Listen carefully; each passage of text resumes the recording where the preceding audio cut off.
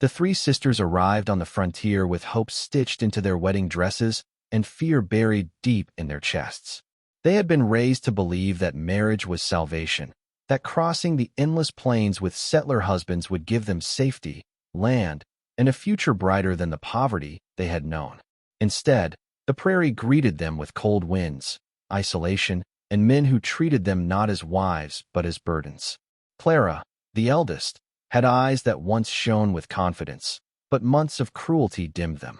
Margaret, the middle sister, learned silence as a survival skill.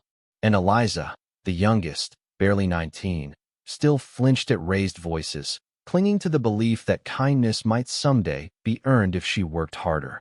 Their husbands, three brothers hardened by ambition and resentment, had taken them west not for love, but for labor, dowries, and the illusion of ownership. Life on the settlement was relentless. The men worked the land when it suited them and drank when it didn't, while the women carried the true weight of survival. They hauled water, cooked, cleaned, tended small gardens, and nursed bruises that were never spoken of. At night, the sisters whispered together like they had as children, sharing warmth under thin blankets, reminding each other that they were not alone. Yet even that comfort was fragile. When crops failed and tempers rose, the brothers blamed their wives. Words became fists, neglect became cruelty, and love never existed to soften the blows. The prairie, wide and empty, offered no neighbors close enough to hear screams, no law willing to intervene, and no escape that seemed possible. The breaking point came during a brutal winter. Supplies dwindled, and the brothers decided the women were useless mouths to feed. One icy morning, without warning or explanation, the men forced the sisters onto a wagon, drove miles away from the settlement, and left them near a frozen river with a single blanket and a sack of spoiled grain. No tears moved the husbands, no apologies followed. As the wagon disappeared into the white horizon, Clara understood with terrifying clarity that they had been sentenced to die. The cold bit through their clothes almost immediately, and fear settled in their bones heavier than the snow. They walked because stopping meant freezing. Margaret supported Eliza when her legs shook, while Clara forced herself to lead, scanning the land for anything, trees, smoke, movement, that might mean life. Night fell fast, and the howling wind sounded like a warning. When Eliza collapsed, sobbing that she couldn't go on, Clara wrapped her arms around her sister and made a promise she wasn't sure she could keep. They would survive, not because their husbands deserved forgiveness, but because they deserved life. Just as exhaustion began to steal their consciousness, they saw figures moving across the snow. At first, fear surged. Stories of savages had been drilled into them since childhood, but fear quickly gave way to desperation. The figures approached silently, wrapped in fur and strength, eyes sharp but not cruel. Lakota warriors had found them, drawn by the tracks and the unnatural presence of three women alone in the frozen land. The sisters expected judgment or indifference. Instead, they were met with calm efficiency and quiet compassion. Warm blankets were placed around their shoulders, and they were lifted onto horses without a word of threat. The journey to the Lakota camp felt like drifting between life and death.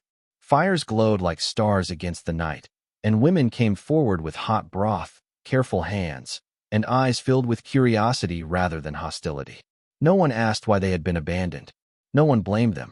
They were treated as human beings, not property. For the first time in months, the sisters slept without fear of being struck awake. Recovery was slow, but kindness hastened it. Lakota women taught them how to mend hides, prepare food, and understand the rhythm of the land. Children laughed around them, elders spoke gently, and the warriors who had rescued them watched from a respectful distance. The sisters learned that strength did not always roar. Sometimes it whispered through patience and shared labor.